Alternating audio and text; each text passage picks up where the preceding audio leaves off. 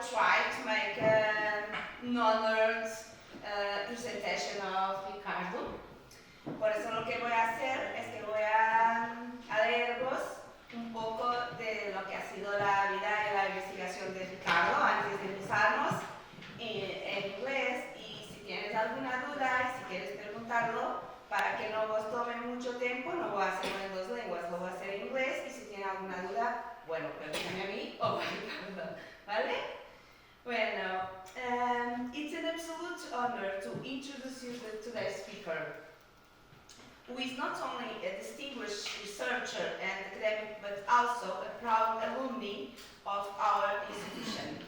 Dr. Ricardo Bonacho holds a PhD in design with a specialization in food design from the Lisbon School of Architecture and the Universidade de Lisboa.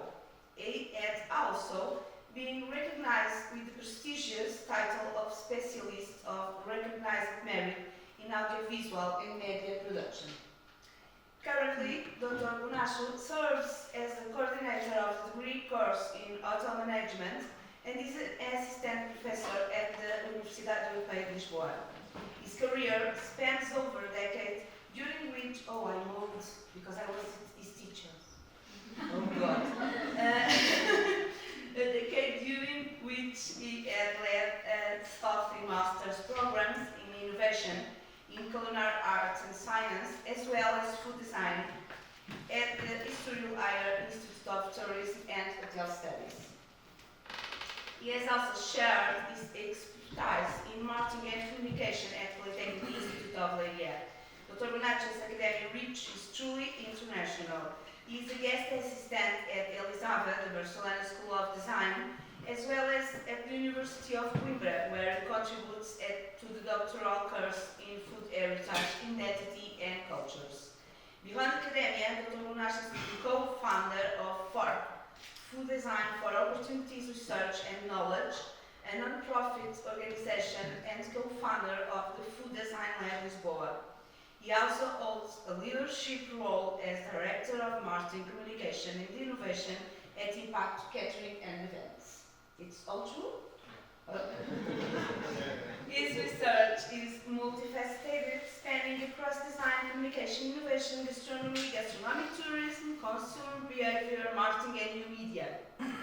He actively contributes as a collaborating researcher at CEAUL, the Center for English Studies at the University of Lisbon, and CETRAD, the Center for Tansdisciplinary Development Studies at Universidade Europeia and the Universidade of Trás-os-Montes. In sum, Dr. Bonacho's expertise and accomplishments in fields ranging from food design, gastronomy and marketing speak from themselves. We are proud to welcome him back home as a speaker, to have him share his knowledge and insights with us today. Welcome, Dr. Ricardo Bonacho. Thank you very much. Now I will leave you with yourself. If you need me, I'm there. Okay, so I didn't know that I could speak in Spanish. It was more easy for me, but okay, let's go forward to English. So, hello everyone, good morning to all. I would like to start saying that usually I don't get so nervous to be in a presentation like this one, but because I will talk about two different subjects that are very dear to me, and it's all about my passion, not only in my professional life, but also in my daily life, that is food and also design. But today, I don't know if it's because I'm back to the school where I began this adventure, or to meet my old professors, not so old, of course. Do you think that I'm going to take a coffee to make this more? But I'm with the feeling, like the feeling that we have some butterflies in the belly. So, and my English is a little bit rusty, so if I pronounce some words in a not very good way, at the end I can explain, of course. But first of all, I would like to thank to the organizing committee, and a special thanks, of course, to my dear professor and always professor, Pedro Barradas. And for this conference, and because I was back home,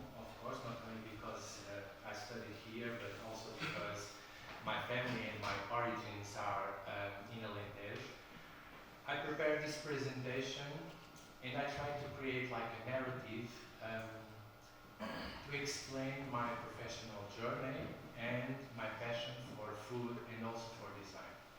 And of course we are in a conference related to food studies, so it's important for us also to rethink and to redesign also the way we produce food, the way we cook food, the way we process food, the way we eat food, and at the same time we waste food.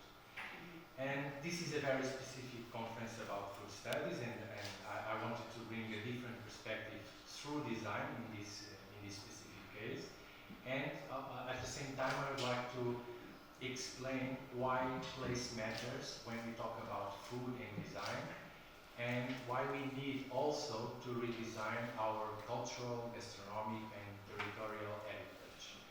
And as you already noted, I started a few seconds ago and I've already said the word design, well, a lot of times.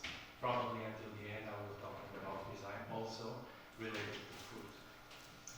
I prepared the presentation with the following structure here that you can see, but first I want to make you like a contextualization or like an introduction for you to understand why a designer with a background in communication design are in a conference of food studies and talking about the relationship between food and design. The topics that I propose here to explore are just like the surface, and I prepared this presentation specific for this conference because I wanted to give you a different perspective of one of the fields that I usually work, that is food design, that also it could explain the relationship between food and design. So to start, let's open the story that establishes the context and give us some background details for my presentation. And the best way to start is asking questions. And then I will try to answer the questions because in the end I'm expecting that you will not that you will not have any questions for me. But the first one is what I do. And Vera already introduced me in a very complete way, but sometimes I didn't realize that I do so many stuff at the same time, working in so many places. But in the end, if I have time, there is two projects that are very dearest to me. That is for the non-profit organization, Food Design for Opportunities, Research and Knowledge, and also the Food Design Lab, the only food design lab here in Portugal that works really on the field of food and design. And let me see in the end, because when I start to talk about food and design, I forget the time, I forget that I have a lot of slides, that I have a lot of information. And if I have the time, I will show you some of the projects that I've been doing. But let's keep on track with what I do. Well, my background, as you already know, is design, so it's supposed to say people that I'm a designer. I made my degree in communication design here in this school. And after I finished, I moved to Lisbon, where I started to work in a design studio, and I was there about 10 years working on communication design, until one day that I decided that I needed something more exciting to my life than being all day sitting in front of the computer doing graphic design or communication design. That is, I love graphic design and communication design, of course, but I needed more. And for magic, because for me it was like magic, one day I was teaching design in a gastronomy school. So it was like a wow moment for me, because what a designer are doing in a gastronomy school, teaching design to future cooks, to future professionals that will work on the field of food. It was like surreal to be on the middle of the kitchens and to see all that new knowledge for me, like food science, food technology, nutrition, food safety, that were all concepts or new concepts for me. But I tried to find the way that bring my expertise and my experience in the design field into the kitchens and give the tools to the students. So at this moment, was when my story in the world of food began. During my first years in the gastronomy school, I was also back to school to do my master's degree, also in communication design and new media. And then when I was completely in love about the relationship between food and design, I decided that I needed to have my PhD, also in design, but specific in a specialization about food design, because I was the only PhD in Portugal that was working on food design, or the relationship between design and food or gastronomy. And I started to, seed the fields to a territory, a discipline, whatever you want to call it, that is now growing, not so fast as I would like to happen here in Portugal, but abroad the things are more dynamic than here in Portugal. And then I started to answer to people, instead of saying that I'm a designer, I started to say that I'm a food designer. Well, I am a food designer. And then people started to ask, what? Yes, I know. And when I say people that I'm a food designer or that I work in food design, this reaction of what, it's a frequent question, because people doesn't understand what is food design. And one of my first lessons, and I will not go back to this again, is that food design, it's not food styling or plating or putting the things beautifully in a plate or something like that. Okay, so food design is much more than styling and presentation. But don't worry, I will be on track again with my presentation, and I want to bring a real contribution to the conference and explaining how this relationship between food and design is important nowadays in order for us to redesign, to rethink the way we eat, and at the same time the way our food systems are designed nowadays. So, to frame you and explain briefly where this journey begins, I have two different people to explain this relationship between food and design, and I took this example from one of my dearest friends from ELISAVA, who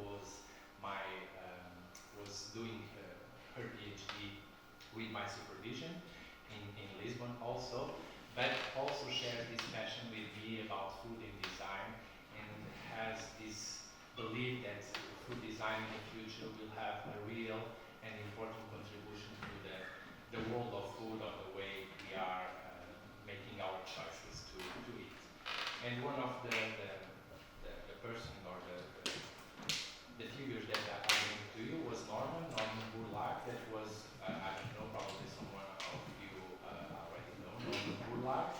It was an agronomist who had initiatives worldwide that contributed to the extensive increases in agriculture production during the Green Revolution. Burlaak was often called the father of the Green Revolution, and he is known for saving over 1 billion people worldwide from starvation. The other one, Milton Glaser, and probably who in the room is from the field of design, this one is very familiar to you, not only by the quote that I bring it here to you, yes, no, and wow, related to the work of design, but because of this. And I believe that it's an image that is familiar to all of you. But it's not this work of Milton Glaser that I wanted to talk to you. It was in the mid-70s when the Grand Union supermarkets hired Milton Glaser and his team to redesign the image and the configuration of the supermarket. He was hired to undertake a total redesign of the supermarket chain that touched every aspect of marketing, from corporate identity and the store layout, as well as the packaging. Glaser and his team created the feeling of a small town inside of the supermarket, with small shops within a larger mass market food emporium. And to do this, they designed separate visual identities for the different retail areas.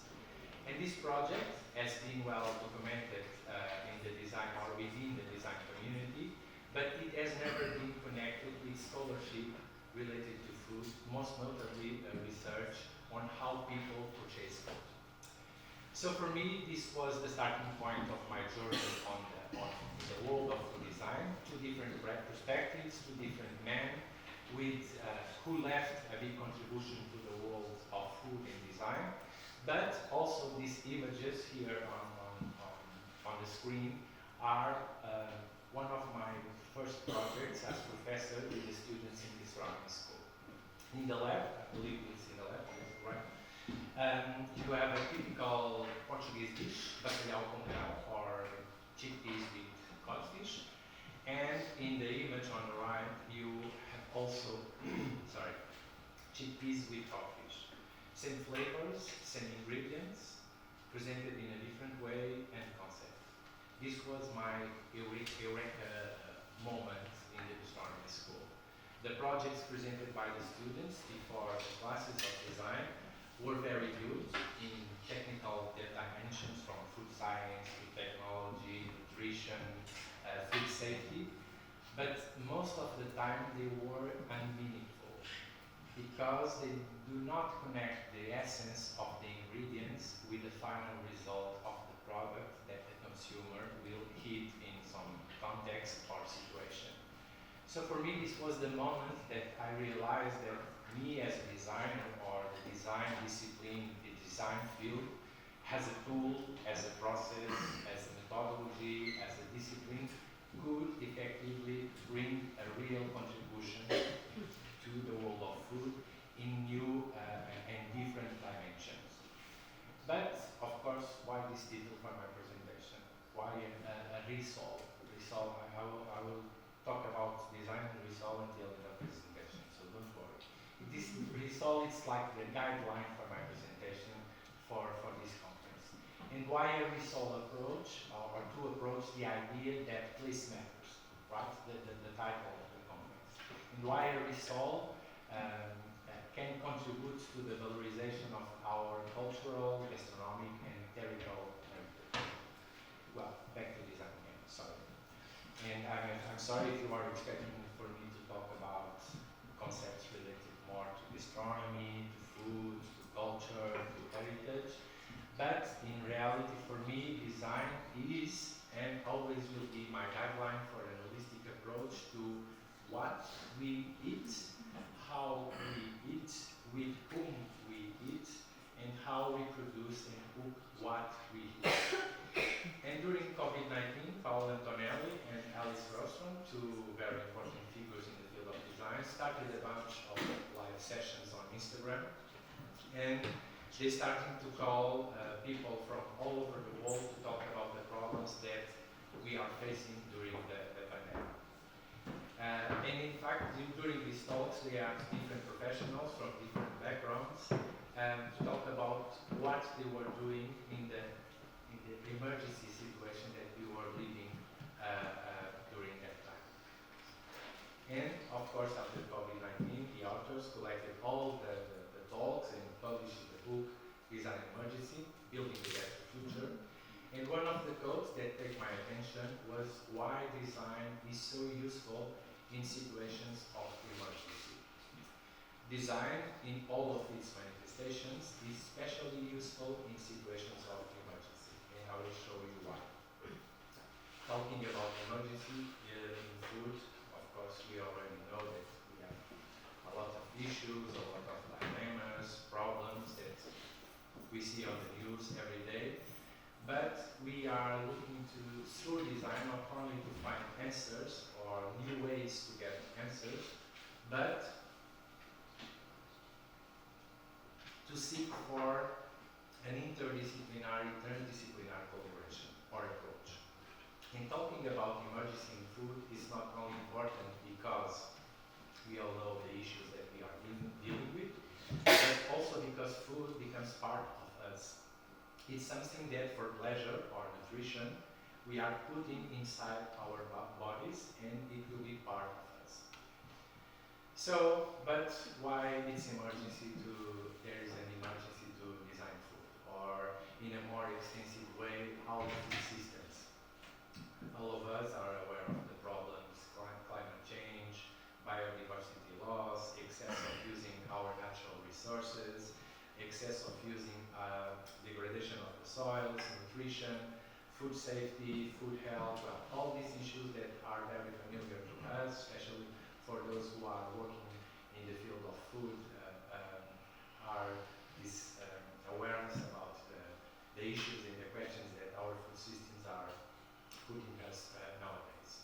That's why the Rissol here gave me the hint to rethink all of this and bring it to this talk as an example.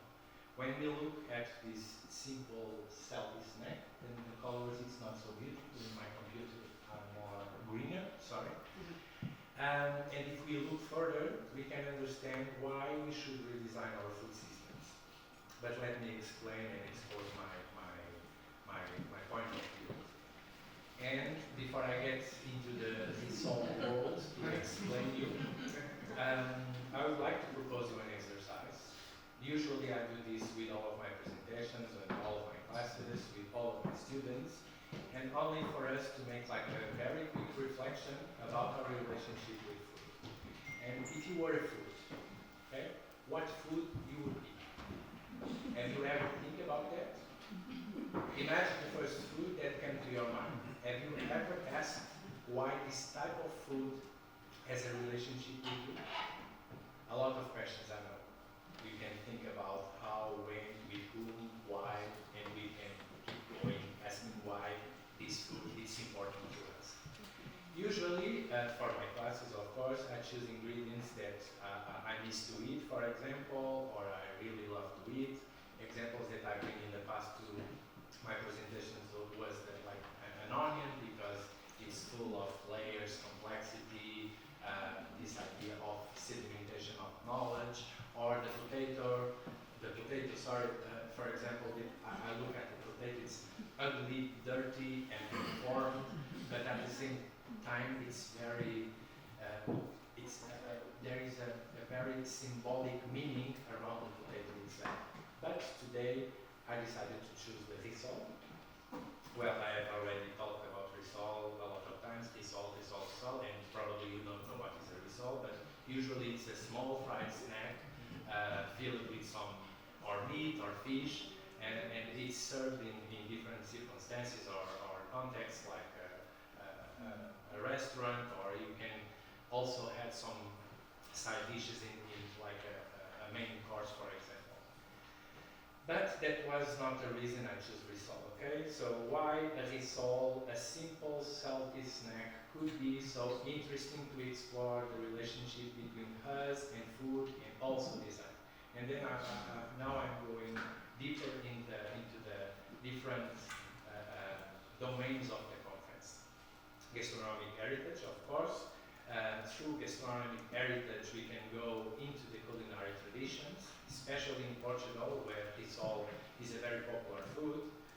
Through its recipe evolution, we can analyze the different techniques, the different preparation methods, the ingredients, and of course, through the sensorial experience, because when we talk about food, we always need to consider all the senses that, and the senses are all involved in when we eat something.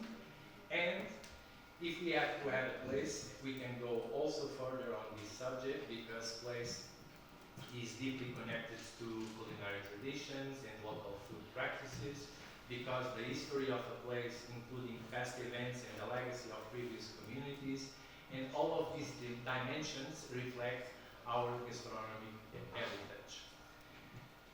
Cultural heritage, because food always becomes a symbol, and the Rissol is no exception, because its physical and conceptual dimensions always carry cultural meanings that could go through time.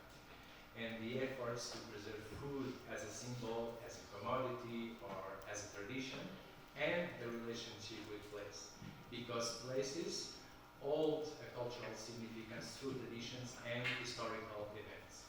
And also, because place is closely tied to our social identity, providing a sense of belonging to a special or move to the territorial heritage. And the way we made, for example, the Rissol here in Alentejo, it's completely different from the one we made in north or in the south of Portugal, or even more different if we go abroad. The local ingredients are an example of this kind of variations that could be carried through its disposal in a certain time, and of course the cultural landscapes that are a construct of all the other dimensions. And place in this dimension, because place refers to a specific geographical location, and place of course embodies this the natural environment, including the local ecosystems and resources to sustain life. Now we set a large and complex territory for action, and Rissol is starting to become a little more complex than a simple fried snack. Okay, that is, depending on the circumstances, could be not so beautiful, but it's not just a small fried snack.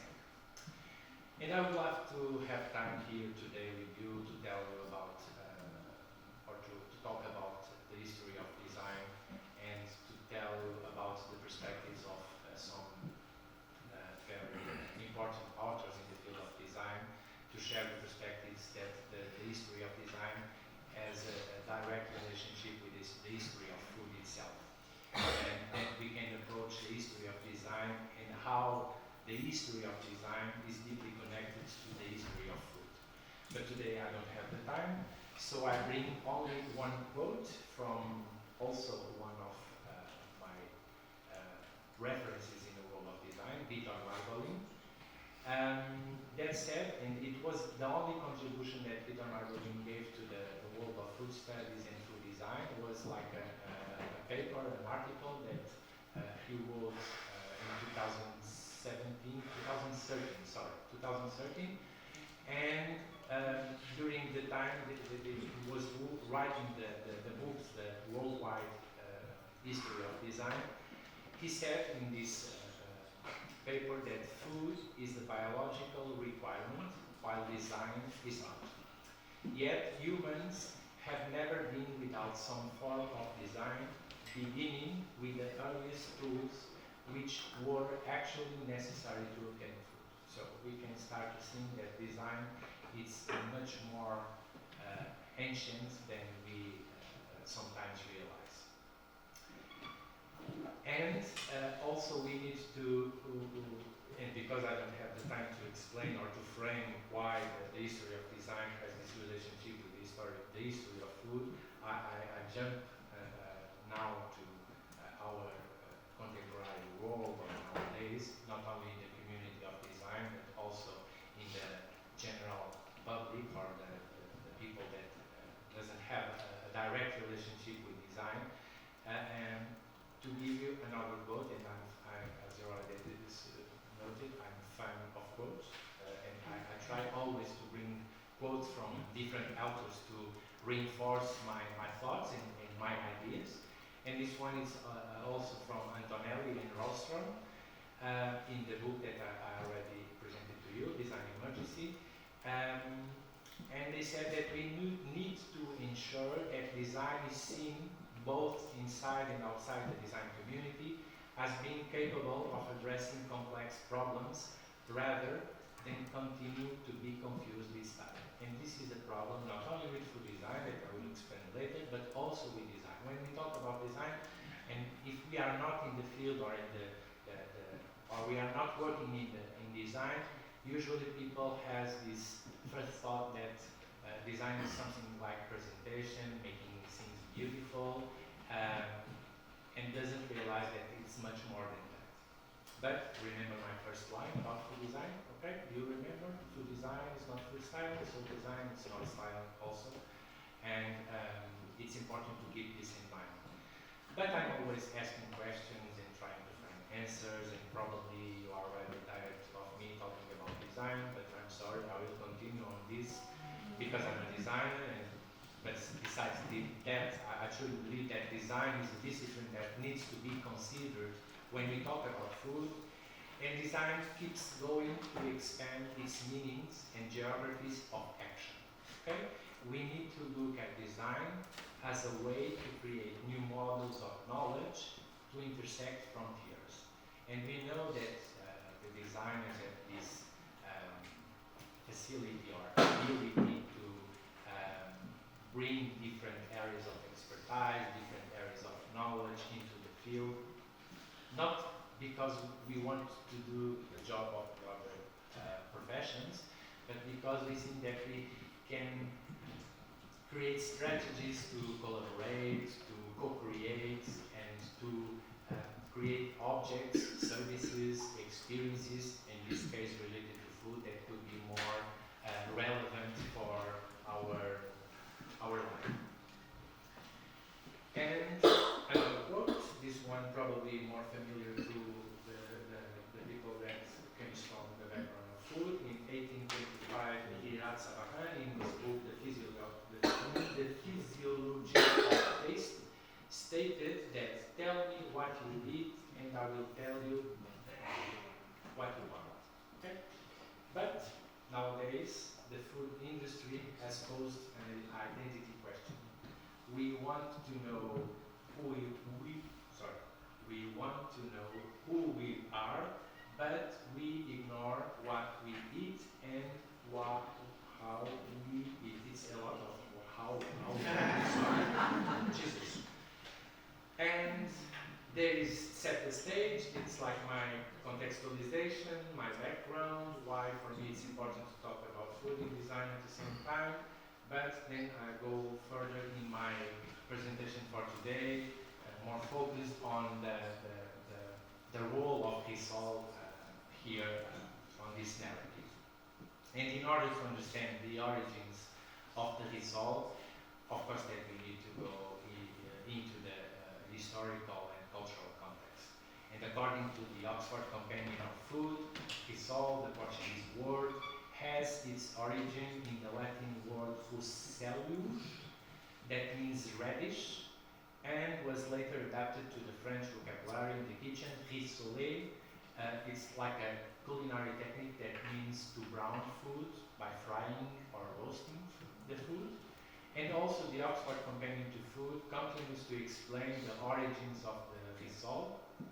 But besides the different ways of doing rissoles or its origins, we stated for our Portuguese version, the Rissol, the Old French verb rissoler.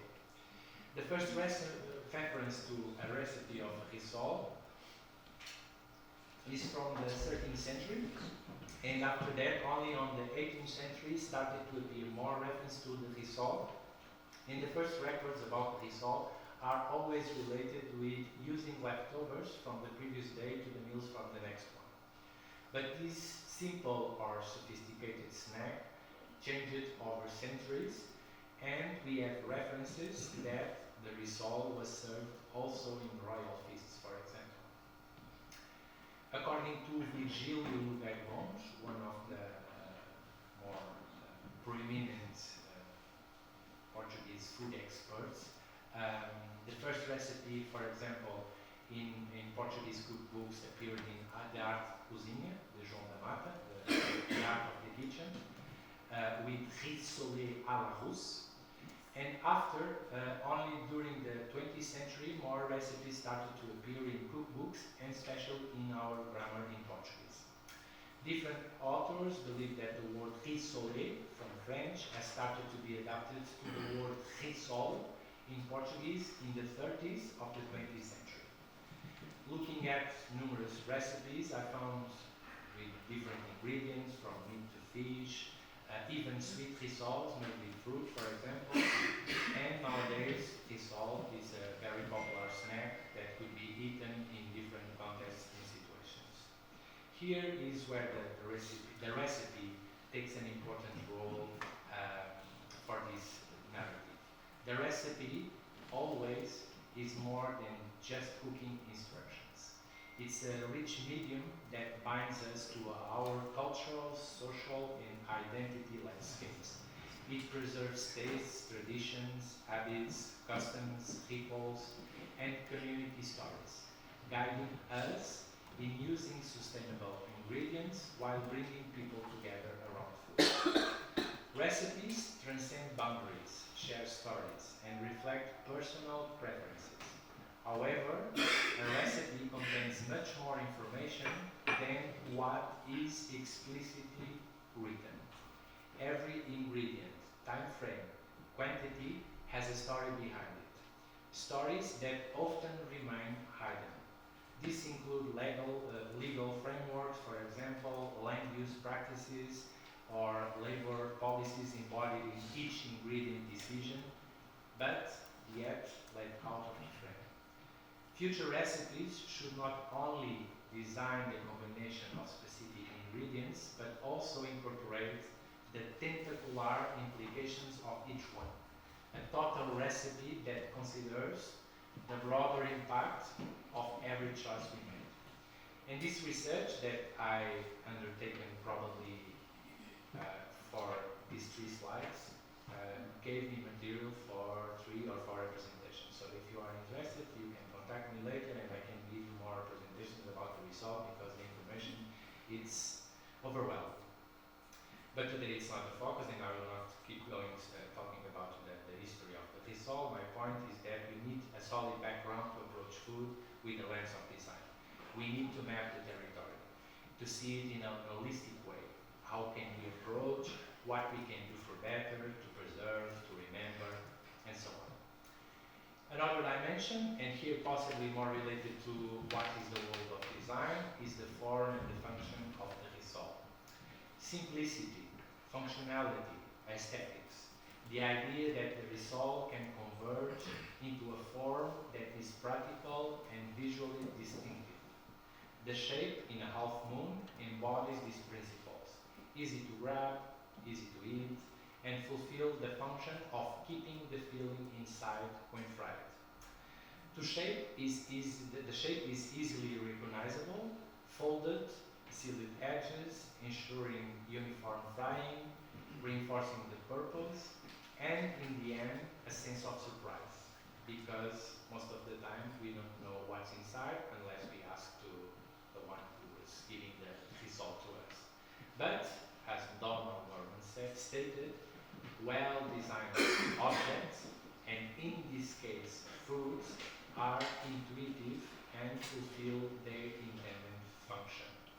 And Norman usually says that attractive things work better because objects, or food in this case, that are pleasing to the senses create a positive emotional response. But of course we are humans, creative brains, working with edible materials, and we start to design new shapes, new ways of eating in order to fulfill our desires and needs. In the book Food Design CEAUL from very well-known food designers, Honey and Bunny, Martin Abelsreiter and Sonia Stammerer, the authors emphasize the fundamental role that shape plays in the perception that we have of food. They state also that the form of food is not just a matter of aesthetic, but deeply influences how we experience taste and texture. The shape of food can dictate how it feels in the mouth, how it interacts with ingredients, and how we emotionally respond to it. They argue that food shapes often carry symbolic significance that is deeply rooted in our cultural practices, rituals, and beliefs.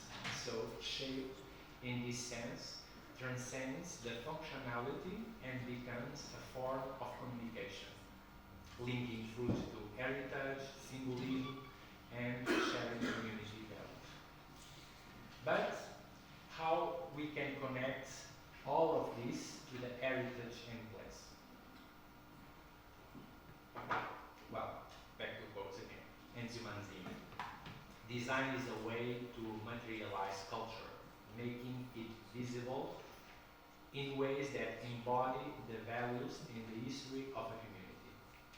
Through this process, design ensures that heritage is not only preserved, but also involves staying connected to its roots while responding to the new needs and circumstances.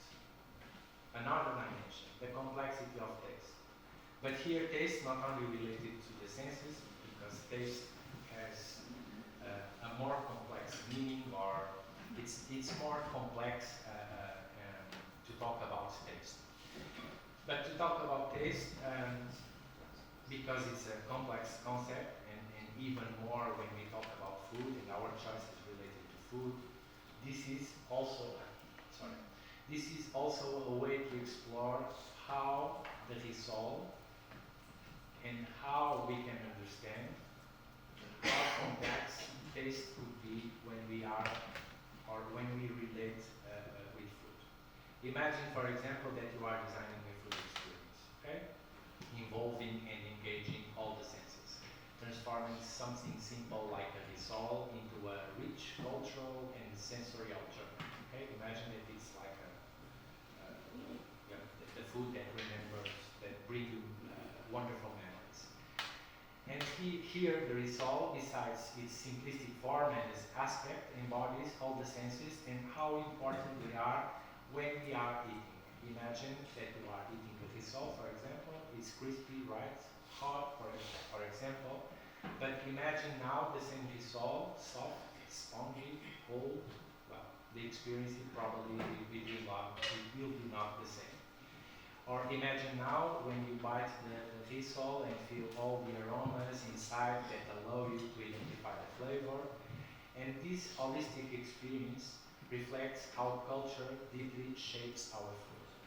The Rissol ingredients, the shape, are sedimented knowledge that was passed through generations, are a reflection of Portuguese gastronomic traditions, and because I'm talking the Rissol in the context of Portuguese food, and we can also have another examples, of course, but as again Vitor Margolin says, every design exists within a cultural framework, and it is culture that embodies objects with meaning beyond their function.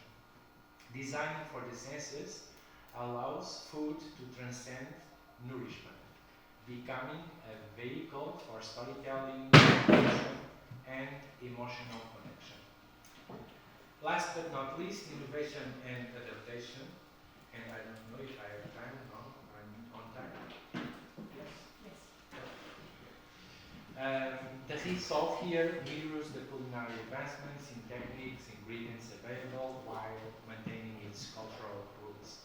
Originally and nowadays at home, or who at home adventure to do it, preparing the Rissol is a manual process involving rolling the dough by hand, filling it, folding it into a rounded shape, and frying it. This simple mixture of carbohydrates, butter and water, and leftovers or not, becomes a food for different cultures. But nowadays, Rissol is just a simple Rissol. We can shape it in different ways, add color. Instead of frying in oil, we can use the air fryer, for example, if you want to be more healthy. We can have different fillings. We can create versions for people with food allergies, vegans, vegetarians. We can do it in a large scale, and freeze them for later. The options are unlimited. Or we can even play with the Rissol, adding layers of plain foods to the experience of eating the Rissol. And here it's a very simple way of presenting the Rissol. We have riboflavin, that is like a vitamin that in the presence of black light glows like the one you are seeing here. Almost finishing, and I hope they have Rissols out there for you to try it when I finish my presentation. And to make it clear that I'm starting to close my talk, sorry. And because I know that we have here experts from different fields of food and design, this talk and this presentation is just the surface of the potential behind the simple Rissol, okay? That could reflect our identity, our culture, our heritage, our sense of belonging to a place. Most of the concepts and topics I approach here, they need to go further. And to bring a closure to my presentation, because I believe that now you are all hungry for a Rissol and being very tired to listen to me. Another question, okay? How Rissol can save the world? Well, I don't know. And I can't change the world either, because who I am to do it.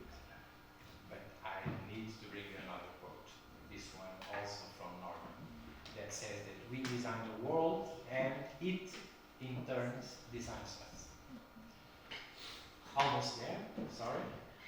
And inspired by design, we can create new models of knowledge for our food options to foster a healthier, sustainable, inclusive, and culturally relevant food system. Of course, that we are focusing focusing here only on the positive results of using design as a medium to achieve answers or solutions. But we cannot forget that our food systems are designed the way we design them. So it's our responsibility also to fix them. And my message here and for my students, for all of my presentations, is always the same. Even a small gesture or an action relating to improve our relationship with food will always have a global impact, sooner or later. And the only thing that we cannot do is to think that we will not make a difference making better choices related to food. Through design or food design, we can approach all the dimensions of the result. It's just a starting point. Okay? Innovation and tradition, adaptation over time, simplicity and functionality, aesthetics and sensorial appeal, culinary storytelling, preservation of the heritage, adaptability and experimentation, fusion of old and new, sustainable practices, community and social bonds, integration into the food systems, future innovations, and probably each one of these concepts that I mentioned, we can go further and explore a little bit more. To conclude, I promise that I'm almost finishing. The simple Rissol can hold the key to a more profound understanding of our food heritage. Through design, the Rissol exemplifies how food can transcend our nourishment, incorporating complex questions about sustainability, culture, and ethics. And this small fried snack becomes a symbol of the choices we make and their far-reaching effects. And today I'm talking about the Rissol. As you can see it, we can talk about it. Sandwich, a pie, a quiche, crostini, bruschetta, all of them has material for us to rethink, to reflect our relationship with food. By embracing the reflective way of how we design our food, as represented in the Rissol, we are not just reminded of the importance of conscious consumption, but also inspired to respect and maintain the values it represents. Each ingredient tells a story of practices, environmental impact, and cultural heritage. How we prepare and consume food can reflect our values, promoting sustainability and respect from diverse traditions. The Rissol, in its simplicity, becomes a powerful symbol of this inspiration and respect. Furthermore, the Rissol encourages us to reflect on our role in the global food system. It challenges us to consider the source of our ingredients, the fairness of trade practices, and the ecological footprint of our meals.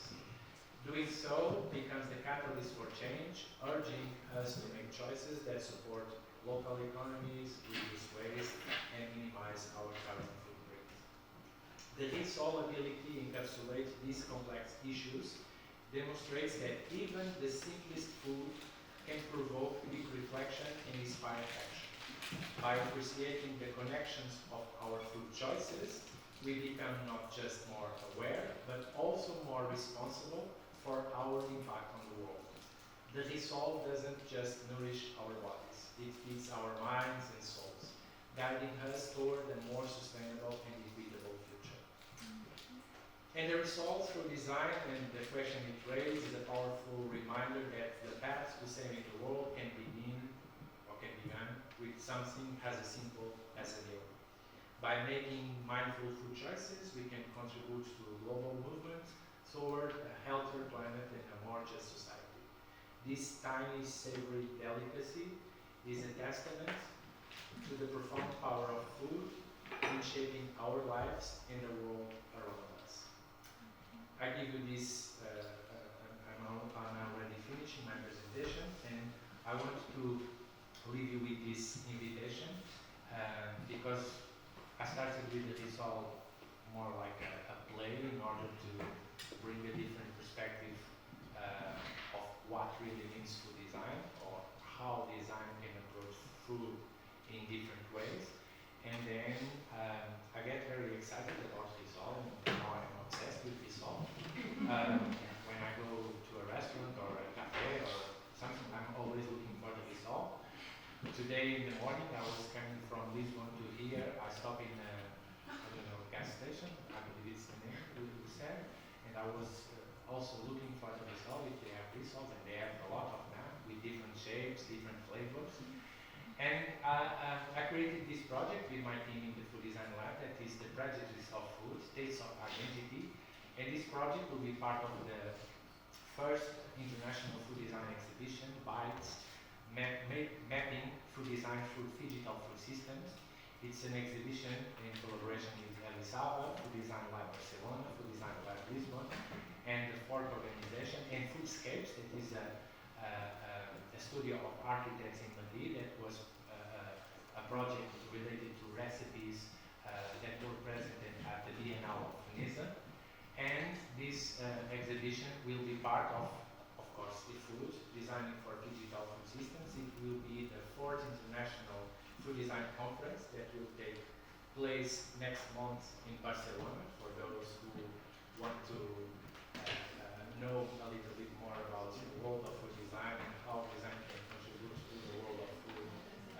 I invite you all because it's the fourth edition that we have for the conference, and probably the one that we will have more people, because we are starting to create like this movement, this awareness, not only inside of the design community, food community, but also food industry. That was a very difficult way to, it was very difficult to reach food industry in order for them to understand why they should hire designers or food designers at the beginning of the process of developing products that will be ending in the shelf of supermarket. So you are all invited. I don't know if I have time or not. 5 minutes. 5 minutes? Okay. But then I have time for questions, so I can go. No, for question is better now. Okay, finish.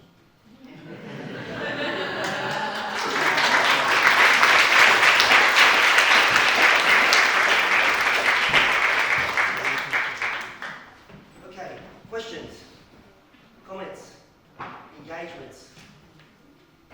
Don't be shy. Yes.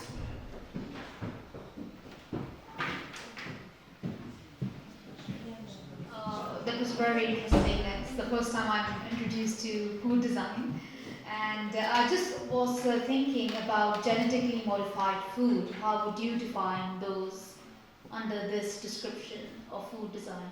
Sorry. The genetically modified food that were introduced to reshape the food, how they look, so that they can be sold into the market. Make it beautiful, Oh, okay. So what's the question? The food. So, how do you define these GMOs, the genetically modified food, in terms of food design? Do they fall in that? Well, there is two perspectives on this. When we try to modify food, we have different perspectives. One is not very good because sometimes we try to transform food in a way that it could be more easy on access, or a way that we can have the food at our disposal. But probably sometimes in the industry they don't have the consideration about quality or all the issues related to sustainability. And sustainability is not only think about the environment, it's sustainability in a full meaning of the concept. But of course that food design needs also to think that we need to find new ways of creating new foods Because we all know, and I didn't talk about the issues related to food, but we all know that we need to have protein from animals. We need to be more moderate in consuming this, so we need to find different alternatives to develop new products, because we know that in the future probably we will have more problems. And of course, that design and food design, and it's not only design and food design, it's probably also the industry, always have this it's like a scale, because in one side we need to solve a problem that is emergent, that is urgent, but in the other side we also need to have a respect and have consideration for the consumer, because nowadays also the consumers have more information, but didn't realize or they doesn't realize what's behind the food they eat. Probably there is, probably all of you are more conscious because we are in a conference about food studies, but the consumer are not aware of the different problems behind the food. So in food design, of course, that we don't want to replace the engineers, the chefs, the cooks, all the stakeholders that are involved when they are involved in food products. We want to contribute to think about in a holistic way and to bring different areas of expertise, different areas of knowledge in order for the product in the end will be more sustainable, healthy, nutritious, and accessible, inclusive, for example.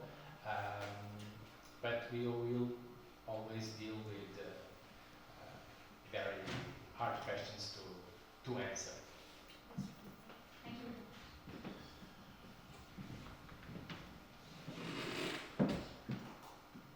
Anyone else? We have 5 more minutes. I have a question.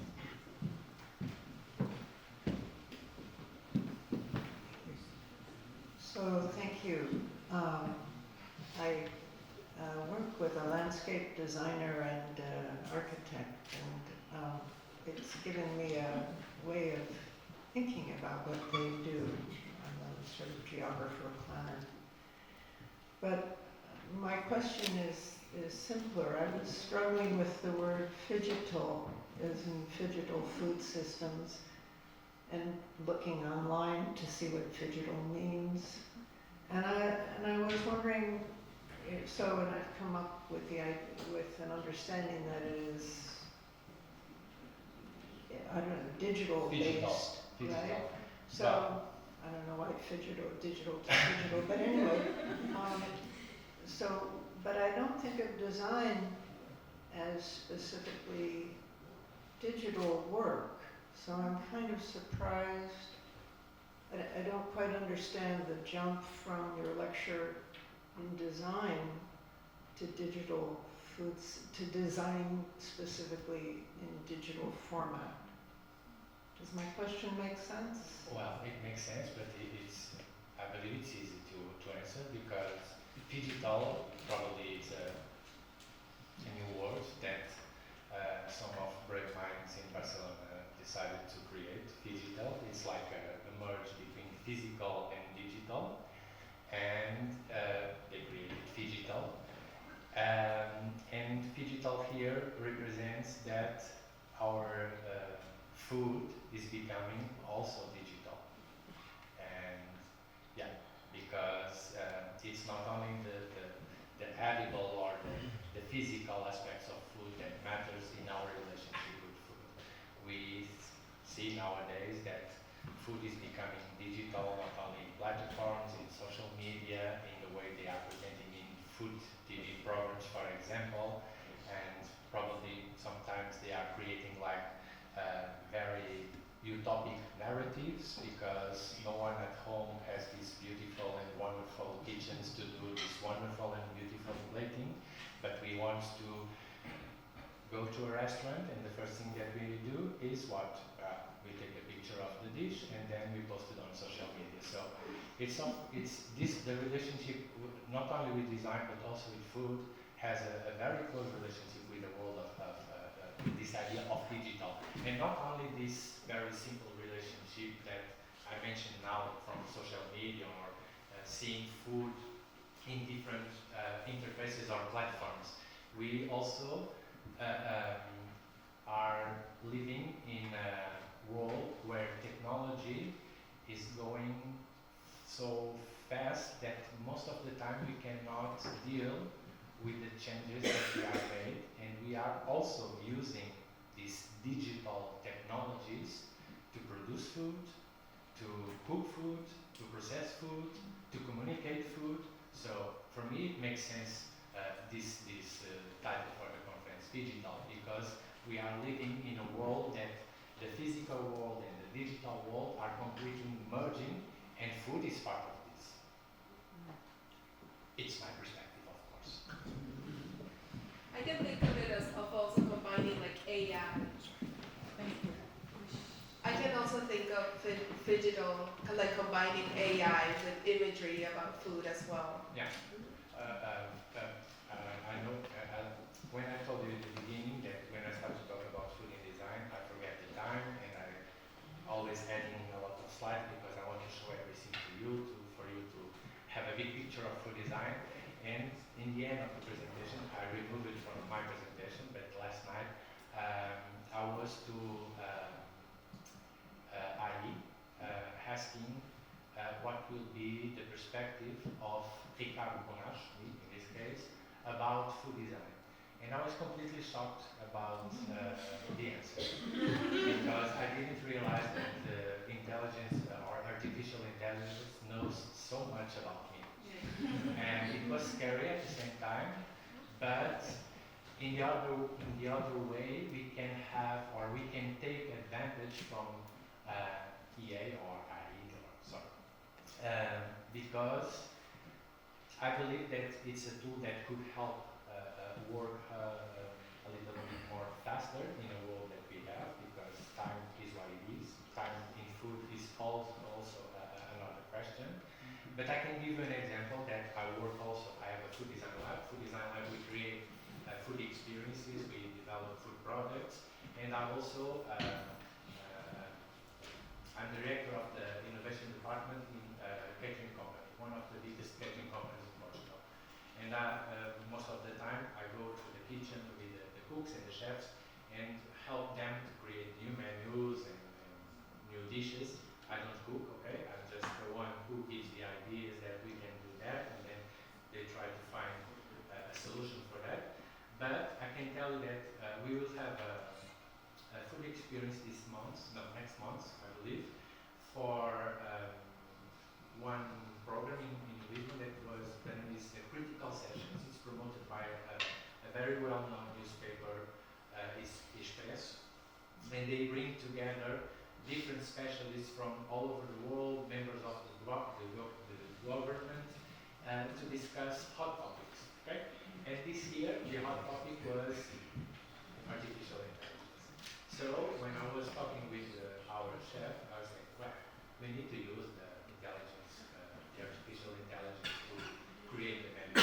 So we go to the ChatGPT and said, okay, give me 3 ingredients that have a good pairing in flavor and taste and so on. And they give me 3 ingredients. And then I ask, okay, give me now different techniques of cooking these ingredients.